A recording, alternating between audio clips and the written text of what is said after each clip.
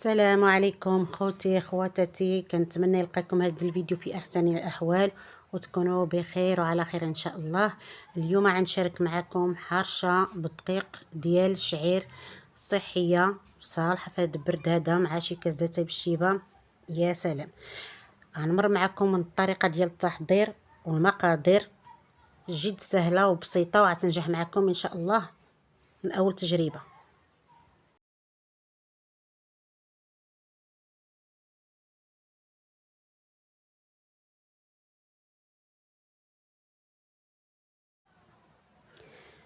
هنا عندي 5 ديال الكيسان ديال الدقيق ديال الشعير، غربلته ها كما كتشوفوا، وعندي كاس ديال السميده، دائما العبار بنفس الكاس. بالنسبه للدقيق ديال الشعير، الدقيق ديال هذا يعني ما فيه لا محسنات لا حتى شي حاجه، دقيق طبيعي 100%. صافي نخلط الدقيق ديال الشعير والسميده.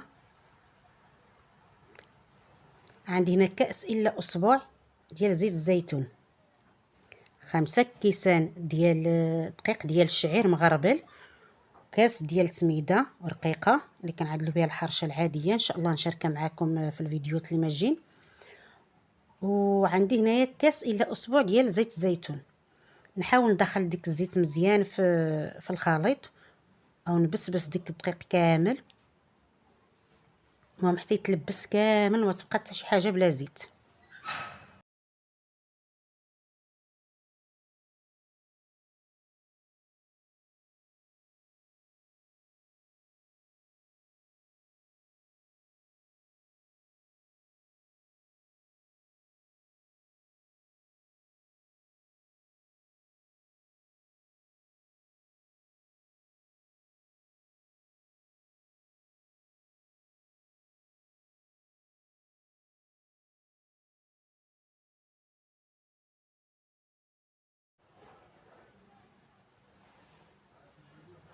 هنا غنعمل شويه ديال الخليط في الزلافه، من بعد غنحتاجوه. هنا غنزيد الملعقه، مهم الملح على حسب الذوق، وغنعمل ملعقه كبيره ديال الخميره الفوريه. حيت دابا برد وعملت ملعقه كبيره، اما في الصيف عملوا غير ملعقه صغيره كافيه. بنفس الكاس غنعمل كاس ديال الماء، هو نفس الكاس اللي كان فيه الزيت عمرته بالماء دافعي شي شويه، وغنضيف الكاس الثاني. الحرشه دائما ما كنعجنوهاش، كنخلطوها غير باطراف الاصابع وصافي.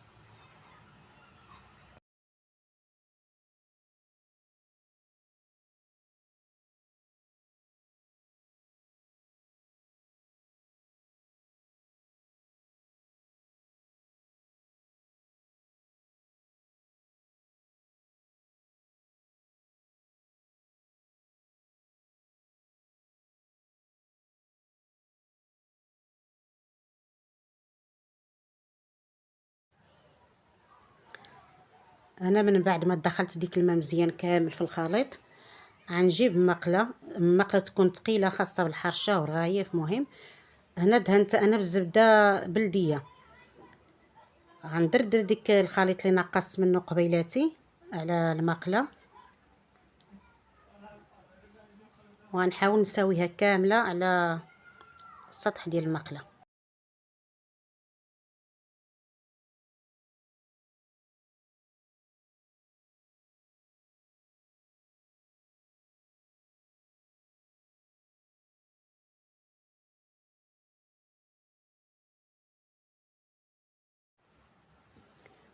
صافي هنا غنكب ديك الحرشه في المقله، ونحاول نساويها كامله على المقله باش تجي دائريه مع الطنيشان.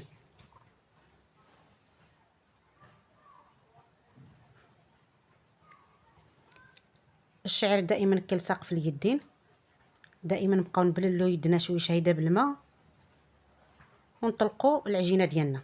كما كتلاحظوا كنعمل يدي في الماء وكنطلق العجينه.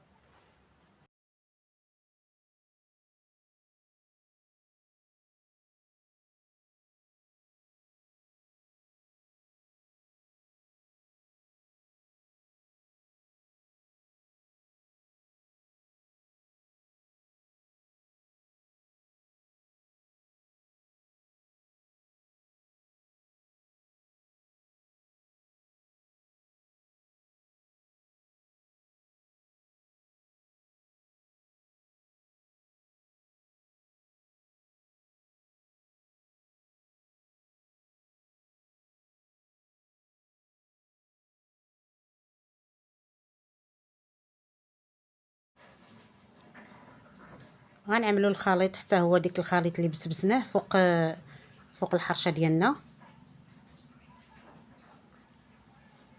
غنحاول نساويها ونحيد، نحاول نطلقها بيدي في نفس الوقت، نحاول نحيد ديك لاطراس الاصابع اللي خليت تما، اللي كنطلق بها.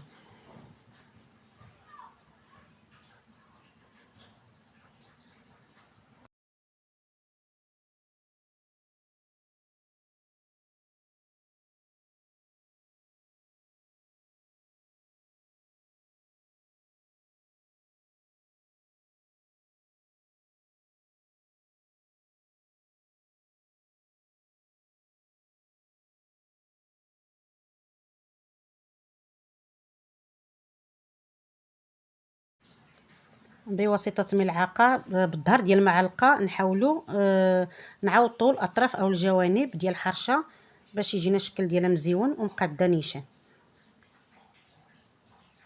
بنفس ملعقه بالظهر ديالها نحاولوا عاوتاني نساويو السطح ديال الحرشه كما قلت لكم، باش ما يبقاش ديك لاطراس ديال الاصابع مصورين في الحرشه.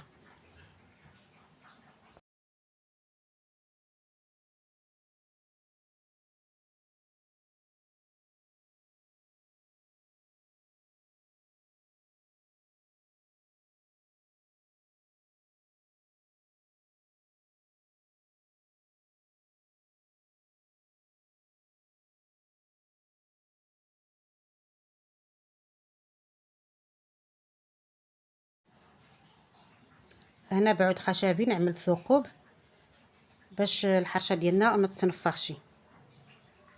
اللي وصل معنا حتى لهنايا بطبيعه الحال دائما ما ينساش الضغط على زر الاشتراك وزر الاعجاب باش يوصلكم اي جديد. صافي هنا عملت الحرشه ديالنا على النار،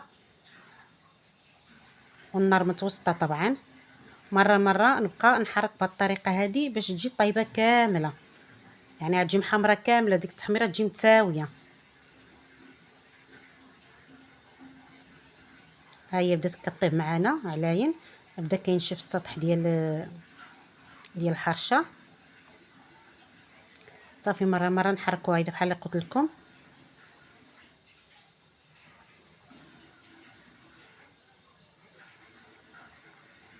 هنا طابت من تحت، دابا غنقلبها. التصوير تحدف لي ملي حطيت لكم على هاد اللوحه هادي.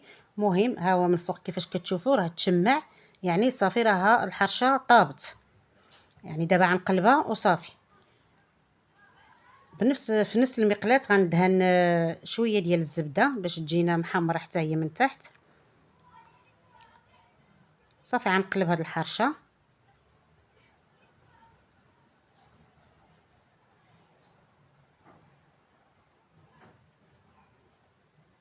كتشوفوا الشكل ديالها كيفاش جا مزيون ومحمر.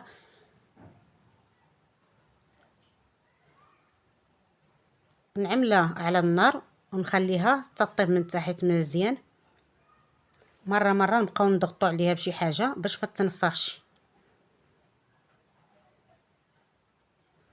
المهم صافي نستمروا على هاد الطريقه هذه حتى طيب من تحت والحرشه ديالنا تكون واجده.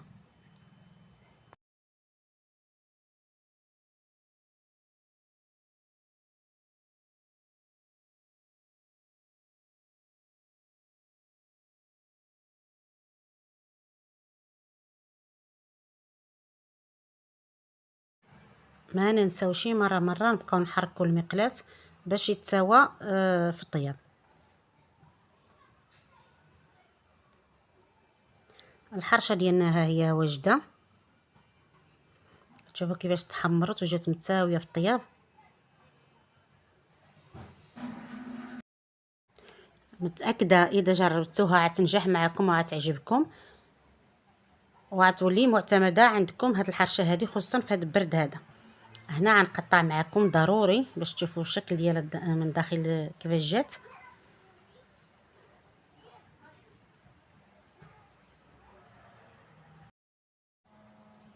انا قطعت معكم باقي سخونه من المقله نتقطع.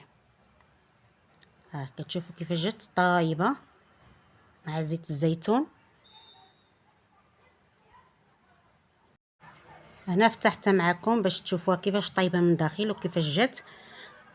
هنا وصلنا للنهايه ديال الفيديو، نتلاقاو في فيديو جديد وفي وصفه جديده ان شاء الله. الى اللقاء.